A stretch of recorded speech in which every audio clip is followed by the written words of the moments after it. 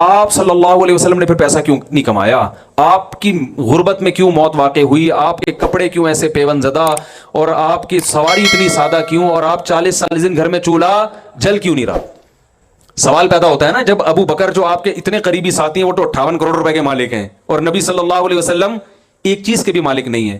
تو یاد رکھیں رسول اللہ صلی اللہ علیہ وسلم کے پاس جتنا پیسہ آیا آپ نے وہ رکھا نہیں ہے. صبح آیا تو شام ہونے سے پہلے صدقہ کر دیا, وہ رکھا نہیں ہے, کیونکہ آپ کو اللہ نے ایسا کامل بنایا کہ اگر آپ رکھ لیتے نا کل غیر مسلم اعتراض کر سکتے تھے کہ یہ سارا کس کی مسئلہ تھا, یہ نبوت اصل میں پیسوں کا مسئلہ, معاذ اللہ. تو آپ نے اپنی ذات کو ایسا بنا کے رکھا کہ کوئی کل انگلی نہ اٹھا سکے, کوئی معاذ اللہ نقل کفر عیش و عشرت کا تانا نہ دے سکے. جیسے آپ نے اتنی شادیاں کی نا تو اب غیر مسلم تانا دیتے ہیں یار معاذ اللہ اتنی شادیاں کی آپ نے. تو بھائی آپ نے جو اتنی نکاح کی ہے وہ نکاح کا طریقہ اگر آپ دیکھ لیں تو پھر پتہ چلتا ہے کہ معاذ اللہ نقل کفر یہ عیاشی کی بیس پہ یہ نہیں ہو سکتے. کیوں؟ اس زمانے میں سب 10 بیویاں رکھا کرتے تھے, عرب میں رواج تھا, اور جلدی شادی کیا کرتے تھے. آپ نے شادی دیر سے کی 25 سال کی عمر میں, حالانکہ اس زمانے میں رواج کیا تھا 15 سال کی عمر میں. آج بھی گاؤں دیہاتوں میں سب کب نکاح کرتے ہیں 15 16 سال میں شادیاں ہو جاتی ہیں. آپ نے پہلی شادی کی 25 سال میں اور کی کس سے؟ 40 سالہ خاتون سے جو 2 دفعہ بیوہ ہو چکی ہیں. بہت مشکل ہے بات سمجھانا بھائی, کتنی دفعہ بیوہ ہو چکی ہیں؟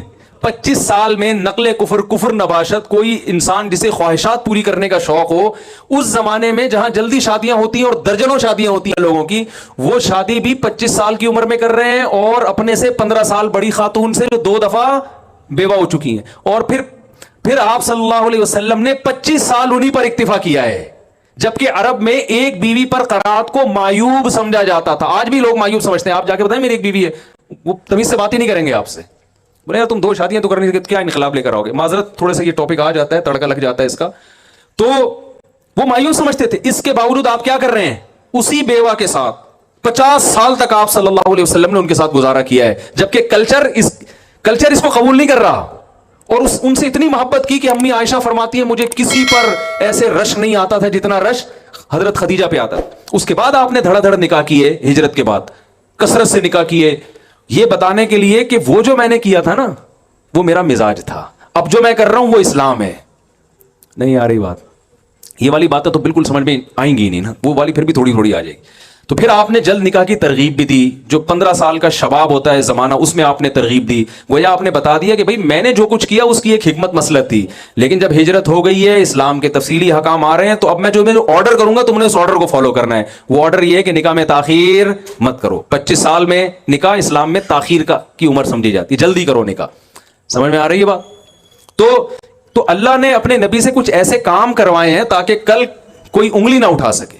تو کوئی بدبخت ہمارے نبی کی شان میں گستاخی نہیں کر سکتا کہ آپ کو یہ تانا دے. بھائی اگر معاذ اللہ عیش کے لیے کیے تو پہلے کرتے نا.